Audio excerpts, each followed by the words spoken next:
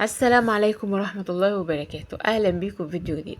عايزة النهاردة أكلمكم عن معلقة من مطبخك هتستخدميها للفراخ البلدي البياض لزيادة إنتاج البيض، لزيادة الوزن، تحسين الصحة بصفة عامة، لفتح الشهية. منقدرش أستخدمها إلا لما الفراخ تكون عدت عمر الأسبوع. لازم فراخك تكون عندها أسبوع عشان أقدر أستخدم المعلقة دي. لو استخدمتيها بطريقة غير صحيحة هتعمل مشاكل وهتعمل إسهالات للفراخ. اما لو استخدمتيها بشكل طبيعي وصحيح ان شاء الله هتلاقي الفراخ بتاعتك جميلة جدا جدا جدا. طبعا الفراخ اللي معانا زي ما انتوا عارفين ديت فراخ جميزة وفراخ فيومي بيور. لو تاخدوا بالكم بقى في علافات جديدة انتوا شفتوها، العلافات دي بتاعت السمان، اللي هي طالعة جديد دي، بس جميلة جدا جدا للفراخ البلدي. وتنفعهم في التحضير وتنفعهم لحد حتى ما يكبروا، يعني ممكن اسيبهم كده عليها لحد لما تبقى بتكفي. يعني هي ممكن ياكلوا منها وهم كبار، بس المشكلة ان هي صغيرة فما بتاخدش كمية علف كتير. يعني تنفع الصغيرين، الأعمار الصغيرة. كمية العلف بتاعتها تقعد مثلا يوم كامل قدام الفراخ الصغيرة. أما لو فراخ كبيرة فمش هتنفع. هو ده السبب اللي بيخليكي تغيريها لما الفراخ تكبر. يعني ممكن تقعد قدام الفراخ لحد شهر، شهر ونص. بعد كده بنضطر ان احنا نغيرها بقى بالعلافات الكبيرة. المعلقة اللي انا عايزة اقولك عليها بتاعت النهاردة، او اللي انا هبدأ اديها لهم بقى النهاردة من عمر 8 ايام. يعني ايه، الناس كلها بتستخدمها لزيادة الوزن وفتح الشهية وكلام دوت. لكن هي فيها ميزة تانية اكبر، انها فعلا بتأسس الفراخ لانتاج البيض. بس لو استخدمناها صح، عشان انت لو استخدمتيها غلط هتديكي نتيجة عكسية تماما. هتلاقي الفراخ قطعت بيض اصلا، يعني او ما بتبيضش او اتأخرت في انتاج البيض لو ما عملتيش نفس الكورس اللي انا هقولك عليه. اللي انا بكلمك عنه النهارده، انا بتكلم عن الخميره اللي انا هحطها للفراخ. من عمر 8 ايام نقدر نحط الخميره للفراخ على الاكل. انا افضل حاجه بستخدمها الخميره الفوريه. هتحطيها على العلف او هتحطيها على الاكل فهي ممتازة جدا. هتحطي عليها معلقة زبادي ومعلقة عسل، يبقى جزاك الله كل خير، وزودتي القيمة الغذائية العالية جدا جدا للخميرة. كمان لو حطيتي الزبادي معاها فانت كده بتحطي الكالسيوم، يبقى انت كده بتحطي الحاجة والحاجة اللي هي ناقصاها. فهماني؟ يعني هتكملي الموضوع. وكمان بنحط بقى العسل، فحتى طعمها بيبقى فاتح للشهية قوي قوي. بقدر احط المكونات دي على بعضها كده واحطها فوق الاكل ايا كان. بس ما تكتريش كمية الاكل يكونوا ياكلوها بسرعة، علشان خاطر الاكل ما يعفنش او يتغير. مش معنى ان الخميرة حلوة ان انا احط كميات كبيرة منها عشان تكتر اكتر، لا. هي معلقة كبيرة لكل 10 15 كتكوت بلدي، او حتى 20 كتكوت كمان. معلقة كبيرة يبقى لكل 20 كتكوت، معلقة صغيرة لكل 10 كتاكيت من الخميرة.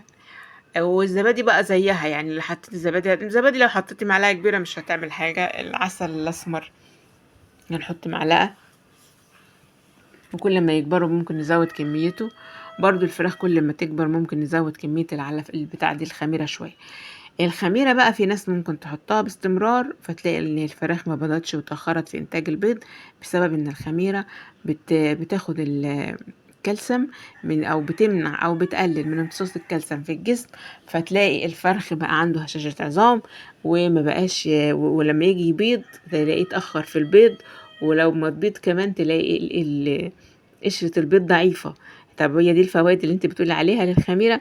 ما هو انت كده لو استخدمتيها غلط. لكن لو استخدمتيها صح بالكورس اللي انا هقولك عليه ان شاء الله هتلاقي نتيجة هايلة جدا. الصح بقى انا هستخدم يومين خميرة. يعني انا حطيت النهاردة خميرة وبكرة كمان احط خميرة. تمام كده. اجي بقى تالت يوم احط 3 ايام بعد الخميرة دي لازم احط حاجة فيها كالسيوم تعوض الكالسيوم.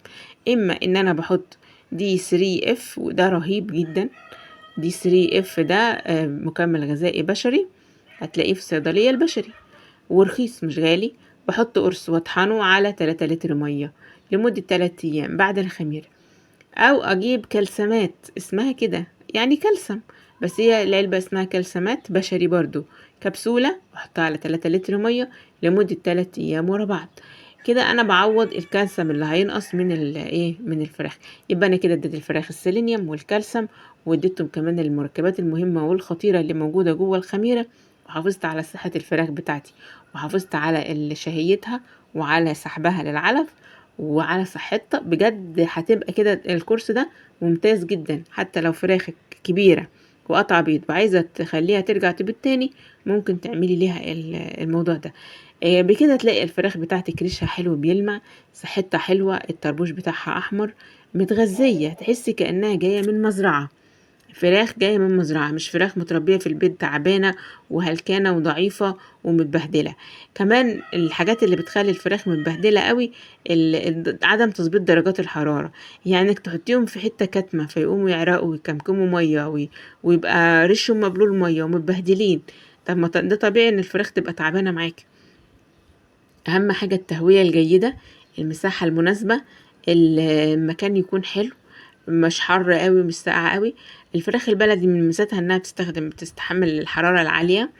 ممكن بقى لو انتي مربية فراخ بلدي كبيرة ومكان حر قوي بزيادة، ترشي كده على الحيطان مية يعني خفيفة، رش خفيف، فده بيلطف الجو، لان الحرارة اليومين دول هتبقى عالية جدا. طبعا في حاجات موجودة في السوق دلوقتي حلوة جدا جدا جدا علشان تبقى وجبات في الصيف للفراخ بتاعتنا. ان شاء الله الفترة اللي جاية هنجيبها ونأكلها الفراخ، اجيبها لهم واكلها لهم قدامكم عشان تشوفوها بعينيكم، عشان في ناس ما بتصدقش الا بعينيها. طبعا هما دلوقتي بياكلوا علف تركيز 23%. لسه ما بحطش اضافات، لسه صغيرين. لما يكبروا بقى نبدأ نحط اضافات على العلف. لكن بالنهار بنعمل ايه؟ بنعمل وصفات بديلة للعلف، يعني زي دقيق ذرة، زي رغيف عيش بقيت، زي عيش نبله ونشفه قوي قوي بدقيق ذرة. وكل الحاجات ديت بصراحة انا الفترة اللي فاتت عشان تبقوا يعني معايا في الصورة، ما كانش بيبقى عندي وقت قوي يعني كافي ان انا اصور الاكل والحاجات التفاصيل قوي دي. فكنت على قد ما اقدر بعمل فيديوهات اقول لكم نعمل كذا على قد ما اقدر عشان ما بقاش برضو مقصره معاكم. لكن الفتره اللي جايه ان شاء الله ادعولي كده ربنا يصلح الحال وكل حاجه تبقى قدام عينيكم بالتفصيل الممل البايخ الرخم. وكل الناس اللي بتدخل وتقول انا زهقت وانت بترغي، بعمل لها بلوك على طول. ليه بقى؟ انت زهقانه ومش فاضيه تتفرجي، وكمان داخله لسانك طويل. يعني انت زهقتي وما عجبكيش الفيديو، ايه اللي بتكتبي ليه انا عايزه افهم. يعني انا عمري انا ده ما انا بقى ما انا زيكم بني ادمه برضو، بتفرج على فيديوهات وبلاقي فيديوهات ممله وبلاقي فيديوهات جميله. لا بقول الوحش انت وحش ولا بقول اللي مطول انت مطول. ما عجبكيش الفيديو اللي وخلاص خلصت.